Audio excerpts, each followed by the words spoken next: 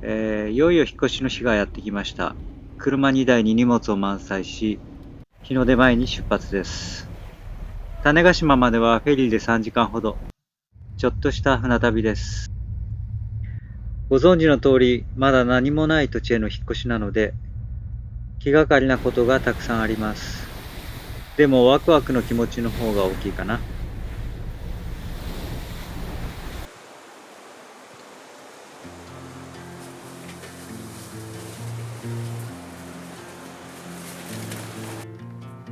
無事に到着しました。乗用車が上がれるか心配でしたが、難なく上がることができました。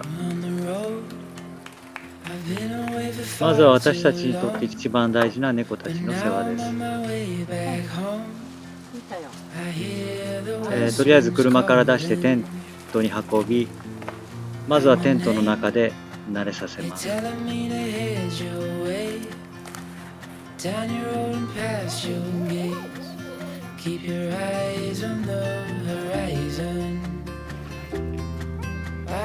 黒い方はジュジュ、3歳です。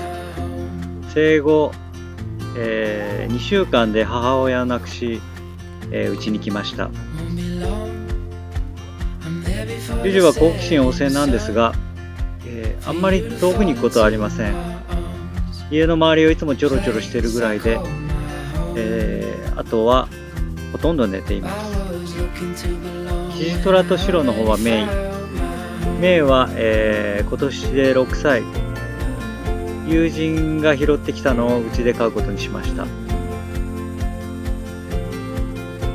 メイは狩りの名人です。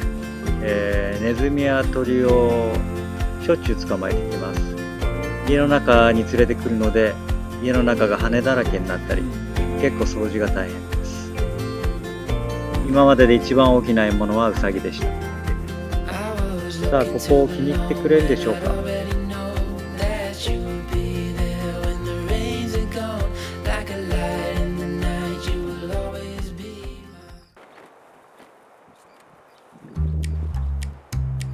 猫の世話が終わったので、これから車から荷物を下ろしていきます。その間に少しだけ私たちの話をしましょう。私たちの出会いは17年ほど前、同じインターナショナルスクールで教師をしていました。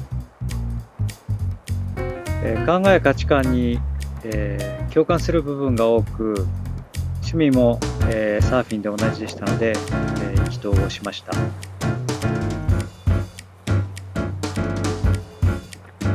仲がいいか悪いかといえばいい方です。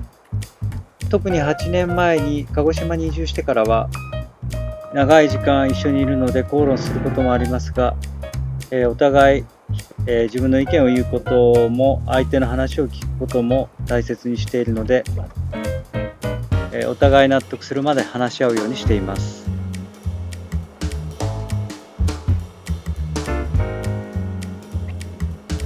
2人の共通点は変化を楽しむこと、よく行き先を決めずに旅に出たり、今まで住んできた場所もいろいろで、その時住みたいなと思った場所に住んできました。それからお互い好きなことに没頭する時間を大切にしています。私は車やバイクをいじったり、服や靴を作ったり革細工をしたり、彼女は多肉植物を育てるのが大好きです。40代後半になって譲れないことが出てきたんです。それが自然の中で暮らすっていうことなんです。年を取ったせいなのかわからないんですが、風の音を聞いたり、土に触れたり、波待ちで、海に浮かんでるとき、そんなときは、ここが居場所なんだなって感じます。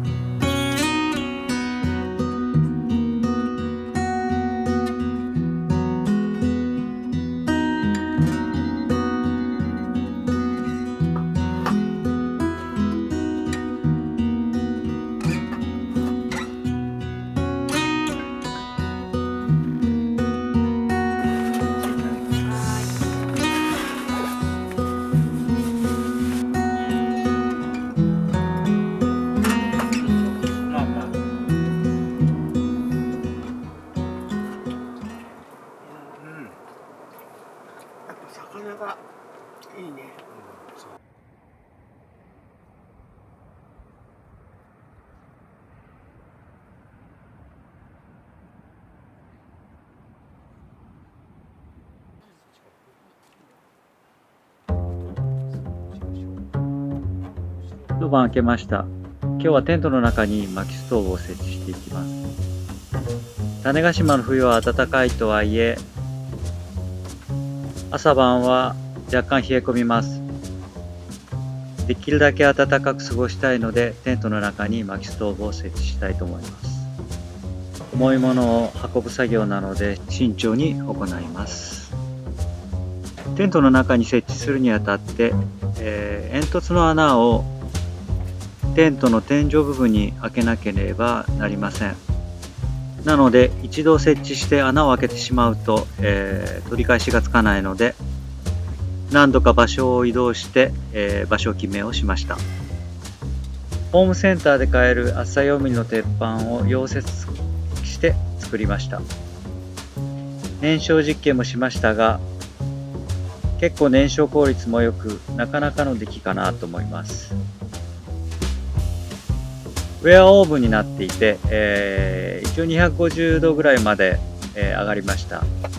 パンも焼けるし、それから肉料理、グラタン料理なんかも多分できると思いますので、冬は結構重宝すると思います。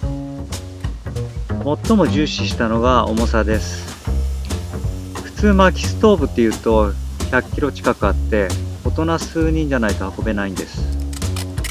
大人1人で運べて設置できるように設計しました。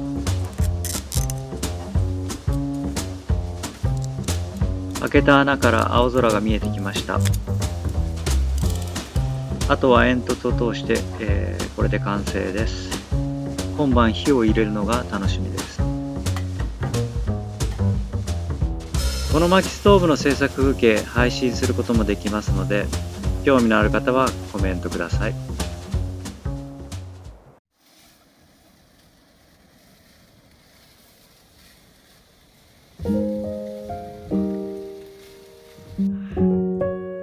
やっぱり薪ストーブは暖かいね。